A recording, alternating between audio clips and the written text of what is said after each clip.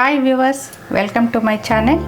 ఈరోజు నేను స్టవ్తో పని లేకుండా ఈజీగా వినాయక చవితికి వినాయకుడికి ప్రీతికరమైన లడ్డూని తయారు చేసుకునే విధానం చూపిస్తాను. 5 నిమిషాల్లో రెడీ అయిపోతుంది. అదేంటో మరి ఆ ప్రాసెస్ ఇప్పుడు చూద్దామా. దానికి కావాల్సిన ఇంగ్రీడియంట్స్ ఏంటో చెప్తాను నేను. 1 కప్పు పుట్నాలు, 1/2 కప్పు బెల్లం, 1/2 కప్పు ఎండు కొబ్బరి పొడి, కొన్ని జీడిపప్పు, బాదం పప్పు, లడ్డూకి సరిపడా నెయ్యి, కొంచెం ఇలాచీ పొడి. చూడండి, ఇప్పుడు మిక్సీ జార్లో నేను పుట్నాలు వేసుకుంటున్నాను. అలాగే బెల్లం కూడా 1/2 కప్పు కలిపేస్తున్నాను. బెల్లం విడిగా వేసుకుంటే మిక్సీ జార్కి చుట్టుకుంటుంది కాబట్టి మనం ఇందులోనే వేసేసుకుందాం. పౌడర్తో ఒకటి చక్కగా మిక్స్ అయిపోతుంది.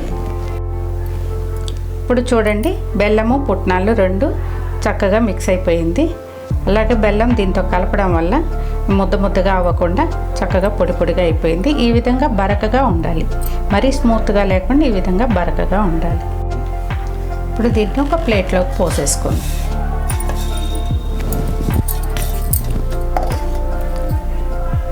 అలాగే దాంట్లో ఎండు కొబ్బరి పొడిని యాడ్ చేసేసుకుందాం. ఇలాచీ పొడి కొంచెం,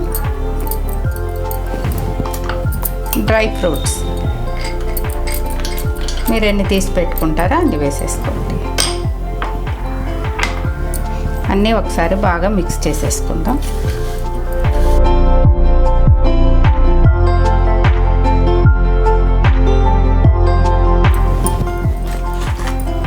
ఇప్పుడు కొంచెం నెయ్యి వేసుకుంటూ లడ్డు చుట్టుకుందాం. కొంచెం నెయ్యి, కొంచెం పాలు కూడా యాడ్ చేసుకోవచ్చండి. మీ దగ్గర ఏది అవైలబిలిటీగా ఉంటే దాంతో అయినా లడ్డూని చుట్టుకోవచ్చు మనము.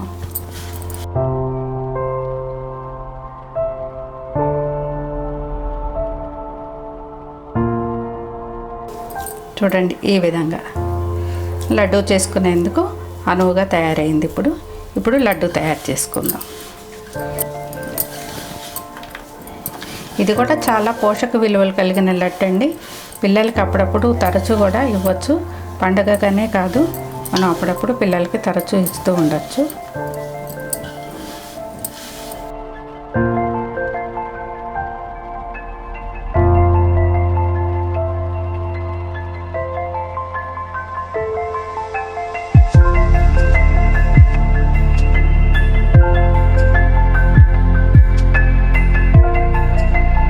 అంతేనండి, విఘ్నేశ్వరుడికి ఎంతో ప్రీతికరమైన లడ్డూని ఈజీగా తయారు చేసేసుకున్నాం.